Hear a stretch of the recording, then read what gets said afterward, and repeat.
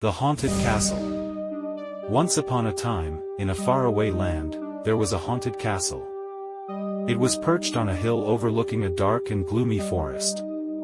The castle was said to be cursed by a wicked witch, and any who dared to enter would never be seen again. One day, a young boy named Alex heard the stories about the haunted castle. He was a curious boy, and he didn't believe in ghosts. So, he decided to go to the castle and see for himself if the stories were true. Alex packed a bag with food and water, and set off into the forest. He walked for hours, until he finally reached the castle. It was even bigger and more imposing than he had imagined. Alex took a deep breath and knocked on the castle door. There was no answer. So, he turned the knob and pushed the door open. The castle was dark and dusty. The air was thick with the smell of mildew. Alex stepped inside and closed the door behind him. He wandered through the castle, exploring the empty rooms and corridors. He found a grand ballroom with a crystal chandelier. He found a library with dusty bookshelves. He found a kitchen with a large fireplace, but nowhere could Alex find any ghosts. Alex was starting to get bored. He was about to turn and leave when he heard a noise. It was coming from the basement. Alex hesitated for a moment, but then his curiosity got the better of him. He made his way to the basement door and opened it. The basement was even darker and dustier than the rest of the castle. Alex could barely see a thing. He took a few steps down the stairs, and then he stopped. He heard the noise again. It was coming from behind a large stack of boxes. Alex slowly made his way around the boxes. He peered around the corner, and gasped in surprise.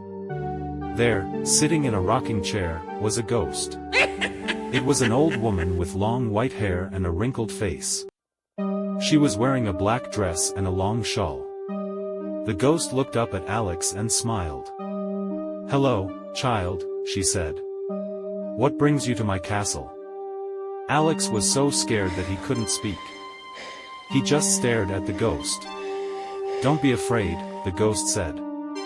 "I'm not going to hurt you. I'm just a lonely old woman." Alex took a deep breath. "Hello," he said. "My name is Alex." "What's your name?" "My name is Agatha," the ghost said. "I've been living in this castle for over 100 years. Why are you here all alone?" Alex asked.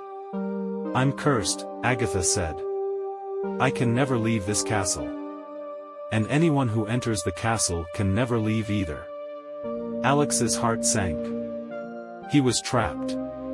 "Don't worry, child," Agatha said. "I'll take care of you." Alex didn't know what to do. He was scared, but he also felt sorry for Agatha. "I'll stay with you," he said. Agatha smiled. "Thank you, child," she said. "I'm so glad." Alex and Agatha spent the next few days together. They explored the castle and talked about everything under the sun. Alex even learned how to fly through the air. But Alex couldn't forget that he was trapped. He missed his family and friends. He wanted to go home. One day, Alex asked Agatha if there was a way to break the curse. "Yes, there is," Agatha said. "But it's very dangerous." "What is it?" Alex asked. "You must go to the top of the tallest tower and retrieve the cursed rose," Agatha said. "But be warned, the tower is guarded by a dragon." Alex knew that he had to do it. He had to find a way to break the curse and free Agatha. The next morning, Alex woke up early and set off for the tallest tower. He climbed the stairs, one by one. When he reached the top, he found himself in a small room. In the center of the room was a beautiful red rose. It was sitting on a pedestal, and it was surrounded by a ring of fire.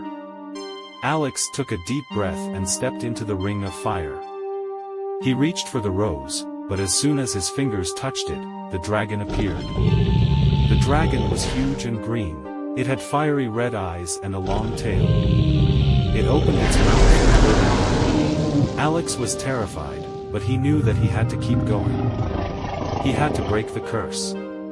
Alex closed his eyes and grabbed the rose.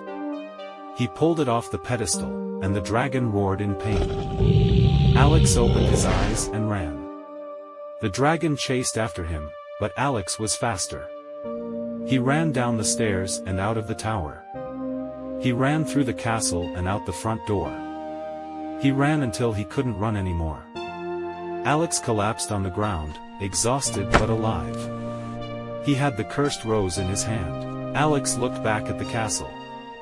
The dragon was still standing on the roof, shaking its fists in anger. Alex knew that he had to get the rose to Agatha. He got up and started walking back to the castle. When Alex arrived at the castle, Agatha was waiting for him. She was so happy to see him. "Did you get the rose?" she asked. Alex handed her the rose. Agatha smiled. "Thank you, child," she said. "You have saved me." Agatha took the rose and placed it in a vase. The curse was broken. The castle began to transform. The dust and mildew disappeared. The furniture and decorations were restored to their former glory. "You can go home now, child," Agatha said.